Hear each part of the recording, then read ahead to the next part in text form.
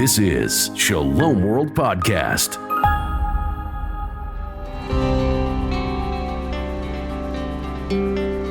Welcome to Voyage. I am your host, Frances Hogan. Welcome to our sharing on the book of Genesis. We are now in chapter 44, and we're coming to the final test that Joseph gives to his brothers. There's something Joseph has to find out from his brothers, and in this final test, he will get it. And if they pass this test, he will then reveal himself to them. And so what happens now, although if you read it in the text, it will seem very, very simple or even simplistic, but it's actually quite profound what's going on. And Joseph is very clever. He knows exactly what he's doing. He knows what he wants to achieve, and he does, in fact, achieve it. As the brothers were going back, they have just been received very well by Joseph. He brought them to his home. He brought them to a meal. He wined and dined them. He showed a great deal of attention to Benjamin, which they should have caught what it was, but they didn't. And so they go home happy. And they think that, they've won this battle with this Egyptian ruler. But in actual fact, he has won. They walked straight into a trap that he has set for them. And the trap is just absolutely perfect. If you had been down to Egypt the first time and on your way back discovered that there was money in your sacks, would you not check before you left Egypt the second time that the sacks were without money? It never occurred to them to check their sacks. And so they go home feeling quite happy. They should have been suspicious that everything was far too simple. The very fact that everything was going their way should have told them to check something out. Anything, just check something out. They were going home with Simeon and they were going home with Benjamin. So as far as they're concerned, it's all over and it hasn't even started. So what is the thing that Joseph is trying to check with them? It's this, that when they discovered that Joseph was the youngest brother at the time, and he was the favourite, and he was the chosen one, and he was the inheritor, they all reacted with envy and jealousy and wanted to kill him. Now Benjamin is in that position. He's the youngest one. He's the one that Jacob is clinging to. He's the favourite one. And so he wants to see how they will respond to the youngest one and the favourite one. He showed them when they were at the meal that he was showing all the favouritism to Benjamin, and he was looking to see, was there jealousy on their part? Was there anger? Was there anything negative on their part? And apparently there wasn't. And so when they go back this time, Joseph not only gets the steward to put the money into the sacks, but he gets the steward to put his silver cup into the sack. Now that silver cup represents how the Egyptians did divination in those days, and therefore it is an occultic practice. But Joseph isn't one of them, but he is keeping his facade as an Egyptian ruler until everything is resolved. So Joseph sends his steward after them, travelling in a chariot to catch up with them and to accuse them of theft. To actually take the silver goblet would mean that when they were leaving the hall where they had their meal together, that someone would have swiped something off Joseph's table. If that had happened, that would be considered a most serious insult to the ruler, and it probably would be punishable by death. So what are the brothers going to do? First of all, we're told that the steward tells them this. So this is verses 6 to 10. And they respond to the steward in a completely new way. First of all, they haven't reacted wrongly when all the attention was given to Benjamin. And now that they're all in trouble because somebody has this cup, they respond and they say to him, there's absolutely no way we would have considered doing that to a person who was being so kind and honouring us. Now, they're actually acting as a unit for the first time. They're speaking as a body. And this was one of the issues for Joseph. He wanted to try and unite them. And the only thing that was going to unite them was that they would all suffer together. And so the accusation of theft would cover the whole 12 of them until they actually found out who it was that actually did this thing. The brothers have realized since the last visit that they're actually in some kind of a struggle with this mysterious ruler, whoever he is, and they do not know his agenda. They have not picked up any of the clues. When they set out on the journey home this time, they thought they had won.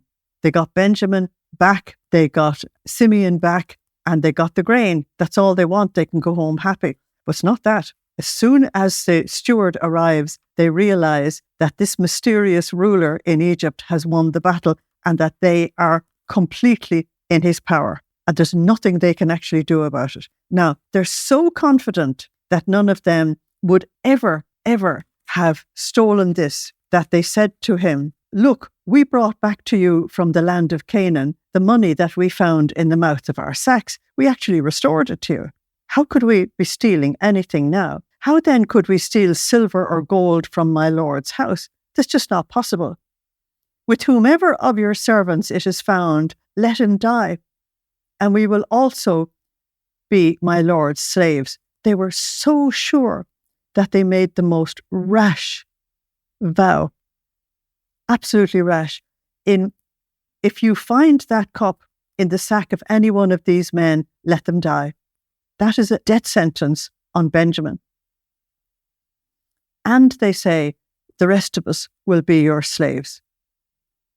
Now, the reaction of the steward to that is actually very interesting.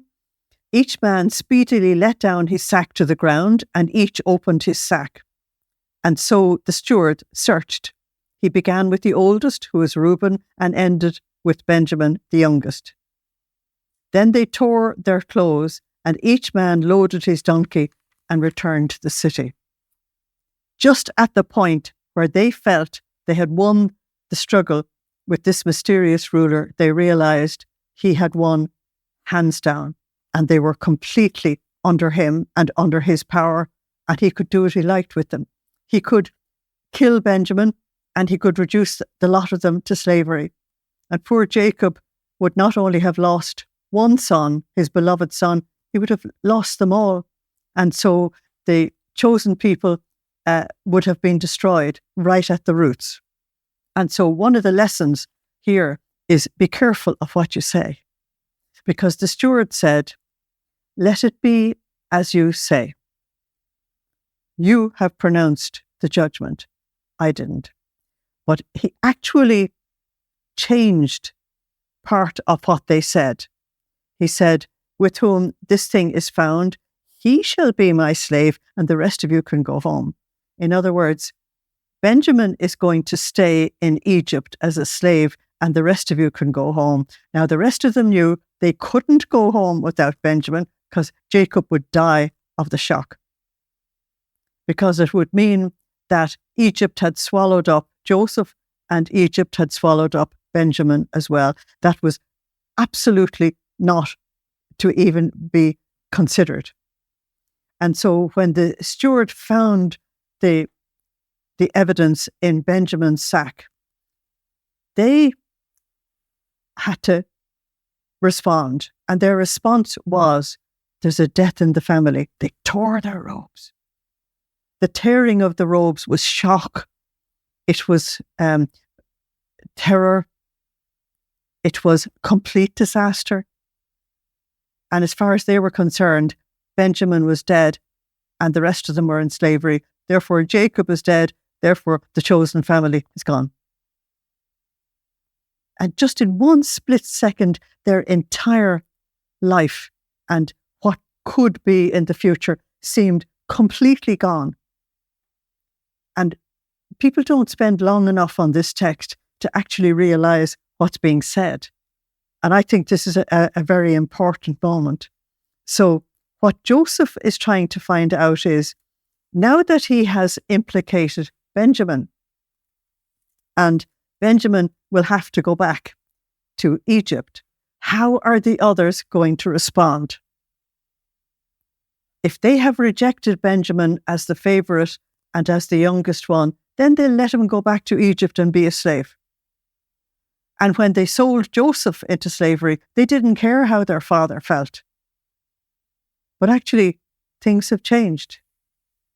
They really have changed. If they wanted to get rid of the favourite son again, this time Benjamin, then letting him be swallowed up in Egypt, they would have got rid of him. It would have been so simple.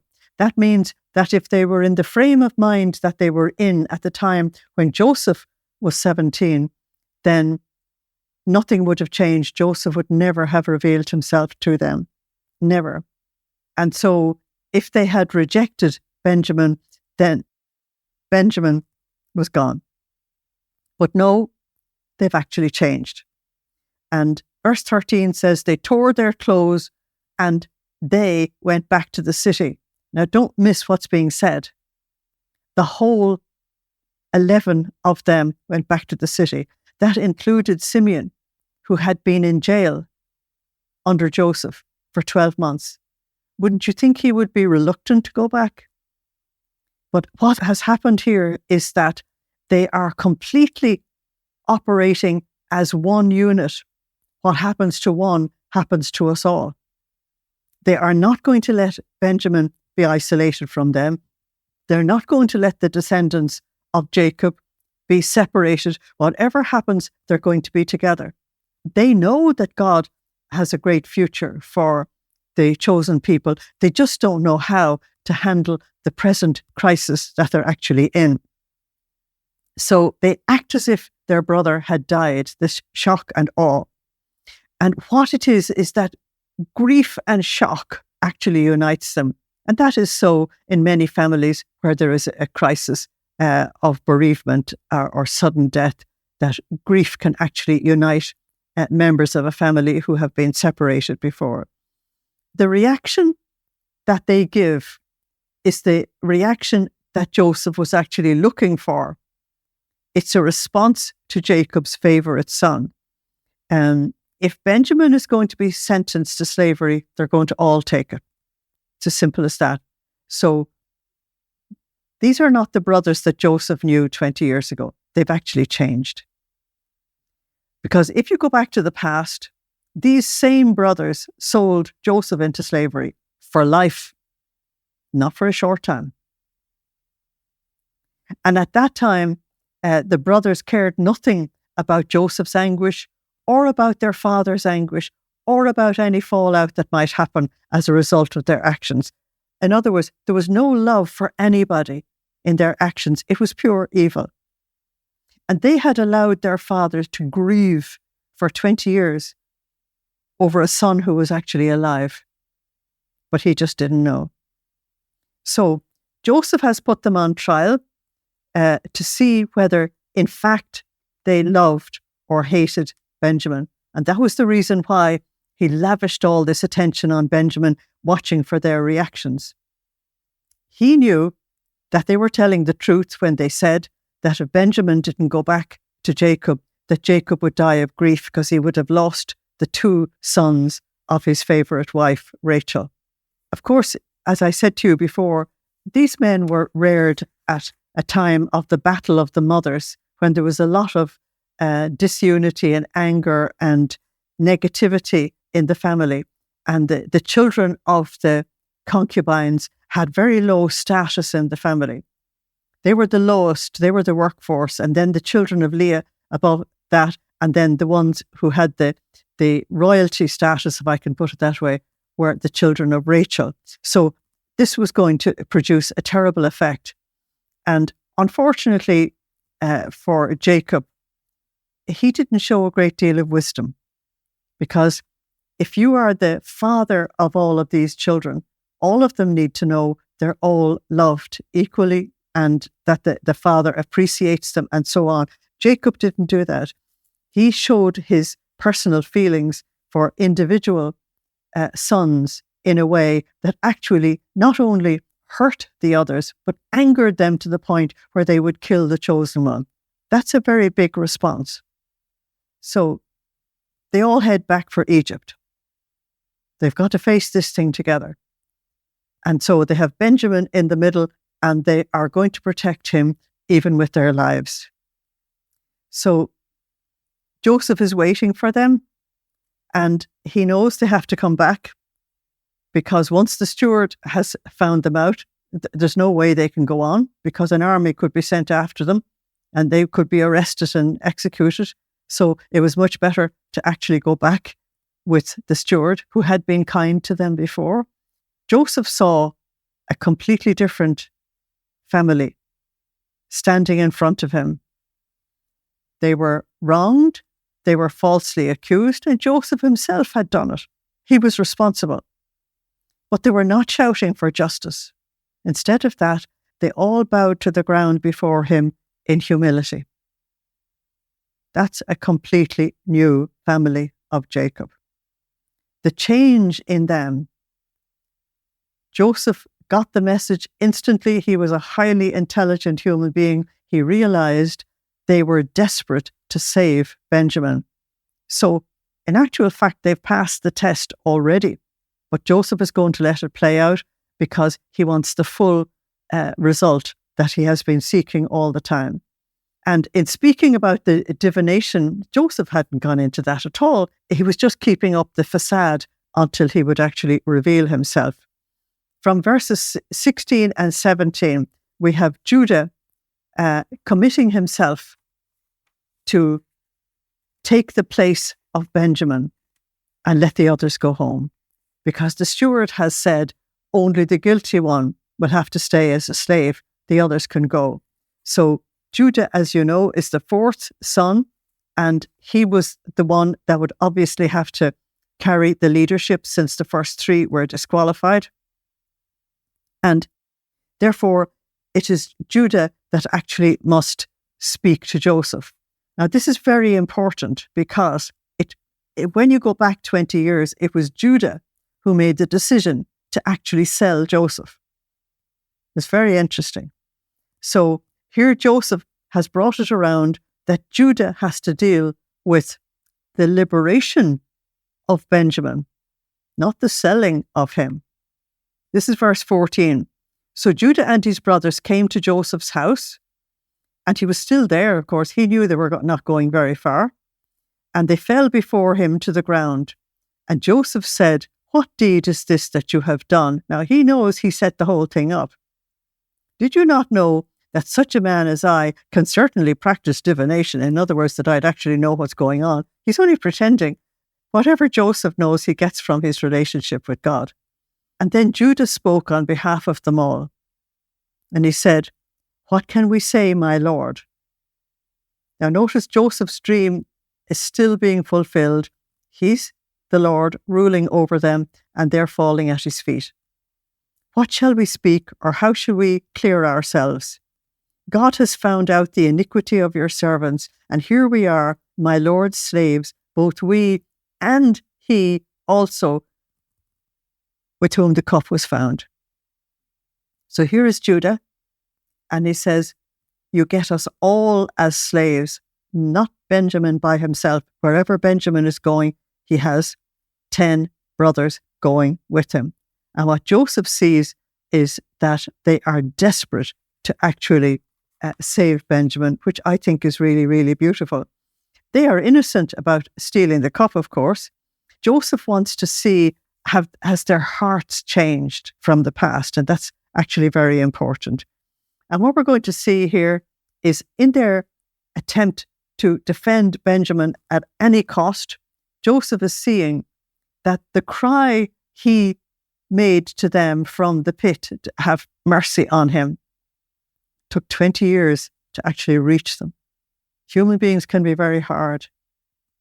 But their resignation to slavery here is all the more remarkable, because not only are they middle-aged men, but they are people of substance at home. They are the leaders, and they are the chiefs at home. They are the ones whom everybody looks up to. And so, according to their way of life, they live in relative privilege and wealth and status. And for them to offer themselves Joseph understood this perfectly. They were saying that Benjamin was worth all of them being in slavery. And their father was worth having this son back at any cost. And then we have one of the most impressive speeches in the Bible, but I'm going to let you read it for yourself. I'm just going to point out certain things about it. Between verses 18 and 23, Judah pleads for Benjamin. People have said that Judah's impassioned appeal to Joseph is not only very moving, it's the manliest, most straightforward speech ever delivered in the Bible. It's really very touching. And it's the real Judah that's talking to the real Joseph in front of him. He just doesn't know it's Joseph yet. But this is man to man. This is heart to heart. This is life to life. And there's no strings attached. He's not making any bargaining. But he does tell Joseph something that's actually true. He says, it's all your fault. I think that's wonderful. He's in such a position, he's lost everything as far as he's concerned. And if you've lost everything and you're on death row, you actually have the freedom to speak.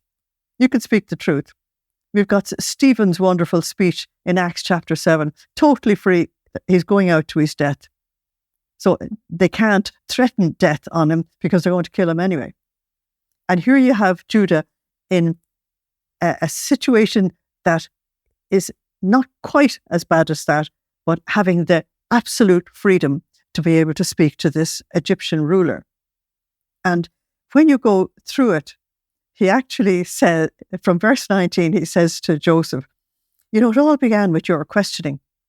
And in verse 20, he said, and we said, and in verse 21, and then you said, and verse 22, and then we said, and then verse 23, and then you said. So he actually gives the whole dialogue back to Joseph. It's because of you. It's because you were asking about that old man in Canaan. It was you who asked, did we have a younger brother? We'd never have told you this stuff.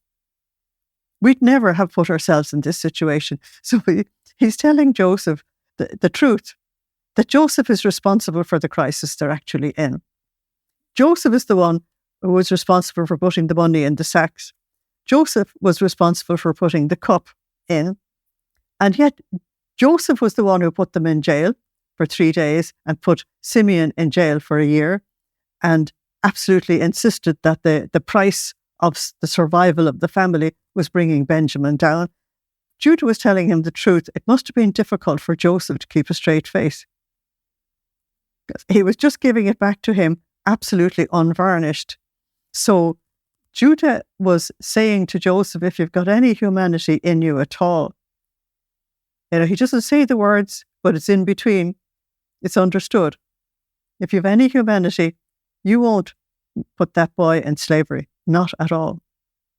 And then from verses 24 to 29, he tells him about his last conversation with Jacob. Now, this is much more important than you think, because I've kept a piece of information from you, hoping that as we go through these episodes, you would have asked this question in your head. Okay, so because the answer is here, and I'll give you the question and the answer.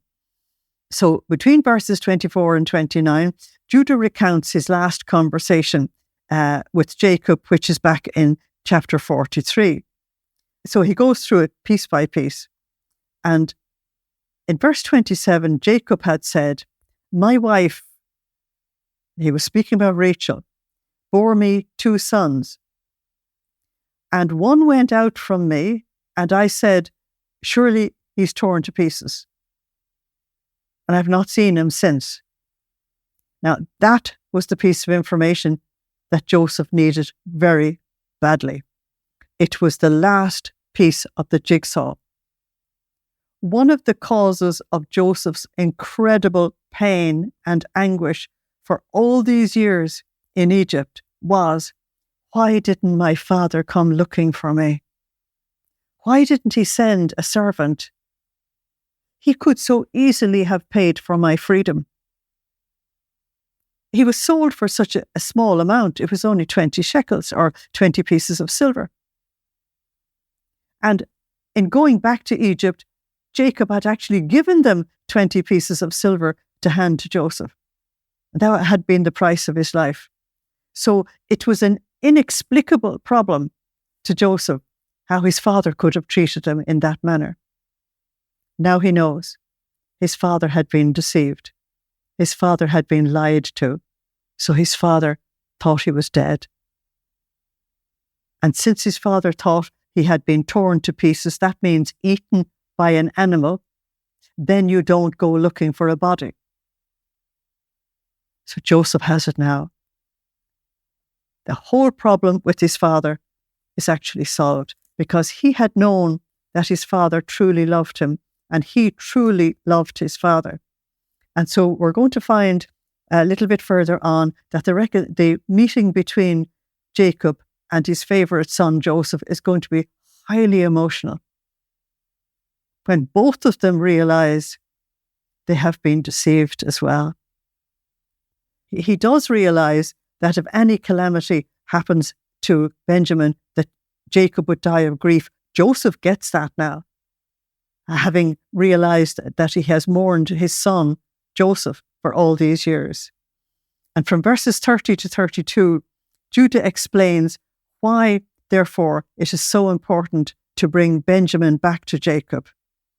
And so he says these exact words, when he sees that the lad is not with us, he will die. Because Jacob is an old man, and the grief would be enough to actually kill him. Now, for all these years, these sons didn't care about the fact that their father was mourning the death of Joseph. And they kept the lie up about Joseph. But now they've changed. And it's all this testing that Joseph has done to try and bring everything up into their consciousness and to make them uncomfortable so that they would have to actually deal with it. But now they are greatly concerned about their father. They don't want their father to die of grief. And so they are pointing out to Joseph that they've changed. And that was what Joseph wanted. Out of the whole drama, that was what Joseph wanted.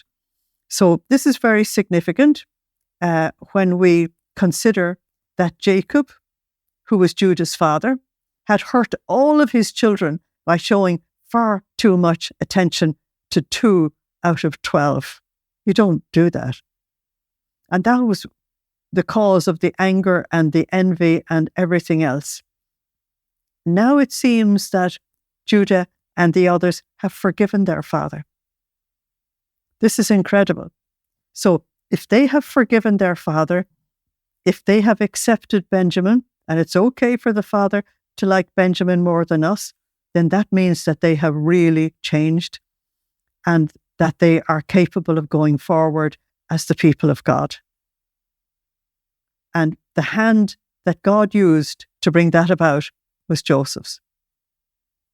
And only somebody with great wisdom could have handled the brothers in such a way that they could make this change and at the same time not be diminished as a result of it.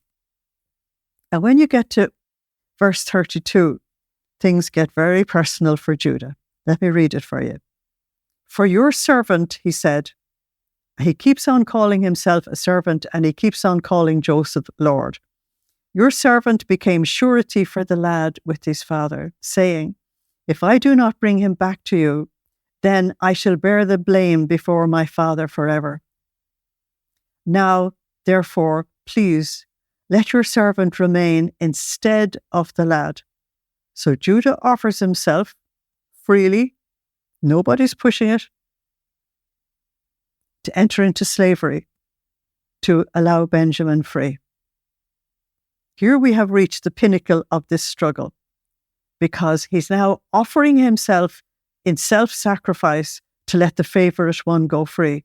Whereas where they were 20 years ago was killing the favourite one. Now, therefore, he said, please let your servant remain instead of the lad as a slave to my lord, and let the lad go up with his brothers. For how shall I go up to my father if the lad is not with me, lest perhaps I see the evil that would come upon my father, and that evil would be that he would have personally caused his father's death. While he gave the impression to to Jacob for so many years that Joseph was dead, Jacob had come to the conclusion that whatever happened to him, they, in fact, were the cause of it. So here we have an absolutely heroic sacrifice offered to Joseph. It's really beautiful. Judah doesn't know that he's talking to Joseph. But Joseph knows the full import of what's being said, that the one who actually chose and got these brothers to sell him into slavery is now offering himself voluntarily into slavery to save Benjamin, the chosen one. So if you look to the future, then you'll find that Judah's gesture is very important because it's from Judah's line that the Messiah is going to come.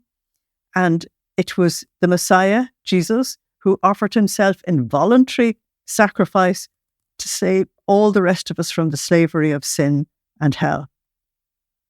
This change in the brothers is just absolutely extraordinary. And I just want to give you a list of things to make sure they're just clear in our heads. Number one, Joseph has brought them to the point of realizing that they didn't resent that Benjamin was the favorite son. They didn't resent it. Joseph had brought them to the point that they were completely united in grief when they were falsely accused of stealing the silver cup. Joseph noticed that in this crisis, they all stuck together as a unit. Even Simeon, who had been a year in jail, went back with them to face Joseph. Number 4, Joseph noticed that they did not abandon the favored son when he was in trouble. And they did not allow him to be taken back to Egypt on his own, which is what had happened to himself. Number 5, Joseph saw that they humbled themselves for the sake of Benjamin, for the sake of the favored one. So they were allowing God to be God. These men had changed radically. Number 6, Joseph realized, and it must have been utterly amazing for him, that all of them together, that's the whole 10 of them, had offered themselves as slaves so that they wouldn't abandon Benjamin. So they were telling Joseph that Benjamin is so important to us that wherever he goes, we're going as well. There's no way we're going back to our father without him. There is actually no way. We just couldn't do it. And what they showed was that their real concern was for their father. And this was a major conversion for them. They had reacted quite callously to Jacob for so many years. And now they've got a heart with love in it for their father. And then the final thing was that Judah was willing to sacrifice himself to save his brother. And as far as Joseph is concerned, they've passed the test. He accepts them and he will show himself to them in the next chapter. So let's come into chapter 45. And it's quite emotional because can you imagine Joseph's pent-up feelings when all of this is happening? And he comes to the moment of realization, the time has come, I'll tell them who I am. And this is how chapter 45 begins. Then Joseph could not restrain himself. In other words, all the feelings come to the surface and Joseph actually needs to cry. Now, he's an adult man with children who are probably teenagers or more. This is big. This is so big. He could not restrain himself before all those who stood by him. And so he cried out to all the Egyptians to leave the room, so that nobody was actually present when Joseph made himself known to his brothers. And he wept aloud. They were the brothers he really wanted, not the crowd who sold him. And the Egyptians in his own house and Pharaoh heard about it. why would Joseph suddenly burst into tears? Now, they are looking at this Egyptian ruler bursting into tears. They must have been completely shocked. What they were expecting was that soldiers would come in and grab them and take their clothes off and put slave clothes on and put shackles on their hands and their legs and take them off into slavery. That's what they were expecting. They were not expecting that this man they were terrified of would suddenly burst into tears in front of them and say to them, I am Joseph. It must have been a moment of absolute shock and horror as well. Joseph wept aloud, and Joseph said to his brothers, this is verse 3, I am Joseph. Is my father still alive? Every single time he met them, he asked about Jacob. So he was really, really brokenhearted about his father. But his brothers could not answer him because they were dismayed in his presence. Now, there's a very special word used in the Hebrew for this word that's translated dismay, mahal, and it actually means frightened or terrified. This whole drama has been far too much for them. It was total shock and awe from the very beginning. And now, all of a sudden, when they were expecting the absolute worst thing to happen to themselves, they find that their brother is risen from the dead. And when they were expecting him to be down here in the slave markets, working with any other slave with absolutely no value, what they find is that he's reigning in the greatest superpower of the day. It's absolutely incredible. So I am Joseph would have been extremely difficult for them to accept because of all that has happened. It is such a shock, they would actually not know what to do. And so you discover this actually in what follows. So his brothers are not ready for this because they didn't actually pick up any of the clues that were given to them. And Judah would never have made that impassioned speech to Joseph if he knew who he was. And so they're all quite literally left speechless. The text says his brothers couldn't answer him. And Joseph said to his brothers, please come near me. Why does he say that? Now, because he's the ruler, they would have kept a distance from him. Even when they're bowing before him, there would have been quite a distance. But that's actually not what's not being said. What's being said is that they cringed. This was absolutely beyond the pale. This was too much. They couldn't take it. They couldn't take it. So they're very much in the position of the Sanhedrin after the resurrection of Jesus. They couldn't take the fact that he was risen from the dead. And they paid the Roman soldiers to tell a lie. They couldn't take it. It was too much. They'd have to change too drastically. Because if this is Joseph and all that has happened, what happens now? There they were expecting to be reduced to slavery, and all of this emotion coming out of Joseph when they were all pent up with emotion as well. It is just incredible. How could someone that we threw into a pit and just sold to the first people who came along the line, how did he get to this position? In the text, Joseph never tells them. But obviously, he did tell the chosen people because otherwise the story wouldn't have got into the scriptures. But at that moment, he doesn't tell them. And so they're left with this absolutely shocking thing that the one they tried to kill was the one who had all power over them. He could have them all arrested at that moment. He could order their execution. They knew he had complete power. He was the lion, and they could have been his victims with no problem. And the point is that nobody in Egypt would even question it, because Joseph had such a reputation in Egypt that the Pharaoh says, go to Joseph, do whatever he tells you. So if Joseph says these men are not good, they better be put into slavery or whatever, they would have done it. And these men realize there would have been all kinds of thoughts swirling in them, or else they were standing there completely stunned.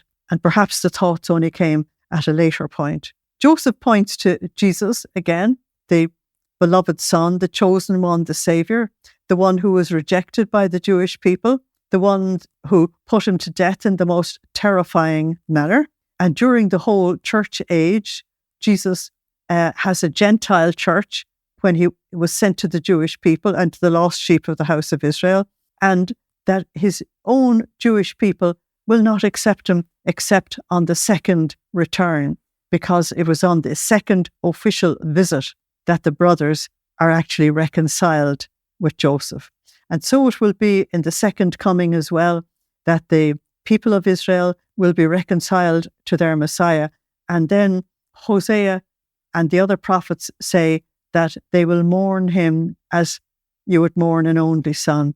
It will be so shocking for them to realize what they have done with their true Messiah.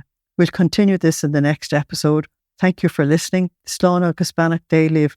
Goodbye. God bless you. I want to give you a little message from me, and that is that the Word of God is the second great food that God has given to us. The first one is the Eucharist. The second one, the manna from heaven, is the Word of God. And the third one is prayer. But in order to give people the Word of God, a lot of people have to do an enormous amount of work. They have to go into a great deal of research and do a lot of homework. You mightn't realise it. Jesus told his apostles that the labourer was worthy of his hire. And in other words, that they were to feed the people spiritually, but that the people should enable the apostles to be able to do the work. So I want to make a little plea for you on behalf of Shalom World to ask you that if the Word of God is really feeding you, if it's giving you life, if it really is what God wanted it to be, and we're trying very hard to do that, that you would respond by enabling them to be able to continue giving you this. Your donation would actually give life to others and enable them to work. And the Lord would reward you, and we would be very grateful. Thank you. Thank you for joining us today. We'd like to hear what you thought of today's session. Share your feedback with us at podcast@shalomworld.org. You can motivate and support us today. shalomworld.org/donate. Visit shalomworld.org for more information about Shalom World podcasts. To get the latest updates, make sure you follow us on Instagram at Shalom World Podcasts. Catch you next week.